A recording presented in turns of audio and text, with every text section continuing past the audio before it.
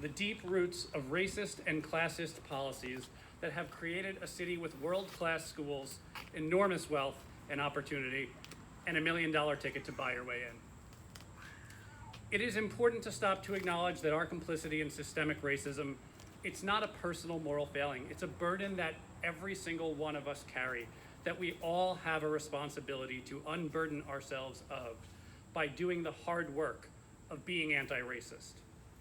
And it is nearly impossible to be an anti-racist without first acknowledging how things got to be the way that they are. The racist and classist policies that built our suburbs around the nation were vigorously embraced right here in Newton.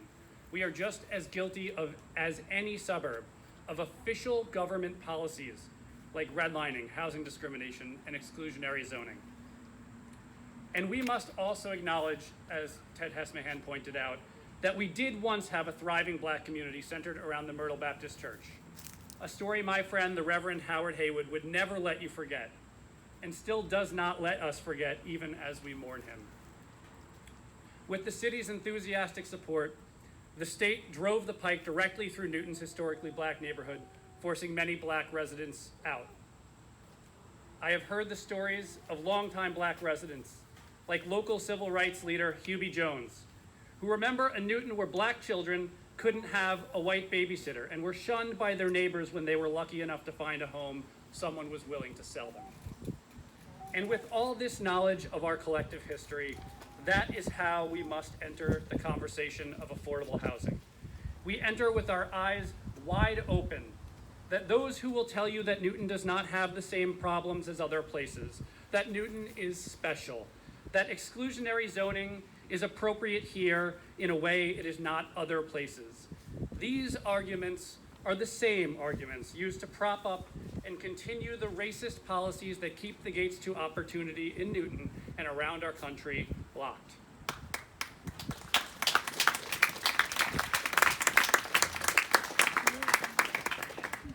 Thankfully, I am here today to tell you a hopeful story, not a sorrowful one. Because when I became active in support of affordable housing in Newton, I found a community already doing hard work. I was welcomed by groups like Engine 6, Progressive Newton, Livable Newton, and most recently, Voters for a Vibrant Newton. And Engine 6 does have materials right down here so you can hopefully get involved and stay active.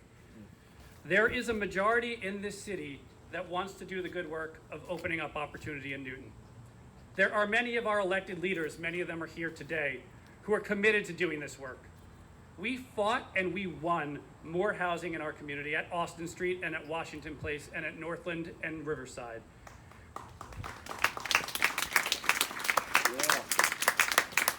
We adopted a Washington Street vision plan that encourages new housing options in the heart of our villages. We set a minimum requirement for affordable housing in multi-unit buildings, and then we raised the minimum. And we are currently debating an overhaul of our zoning code that, if done right, has the potential to reprioritize our entire city. So it's easier to build smaller, more diverse housing types instead of encouraging McMansions with ever bigger footprints on ever bigger properties at the expense of everything else.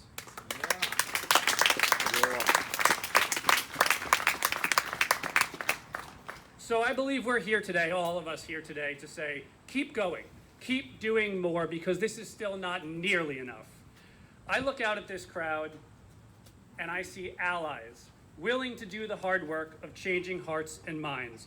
We must convince our friends and neighbors that the choices we make around housing in this city cannot simply be an economic decision. It must be a moral one.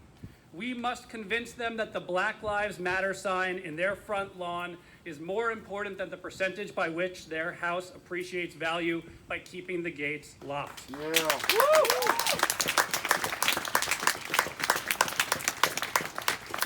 We must convince them that they can no longer support progressive policy at the state and federal level while letting those values ring hollow down streets lined with enormous wealth.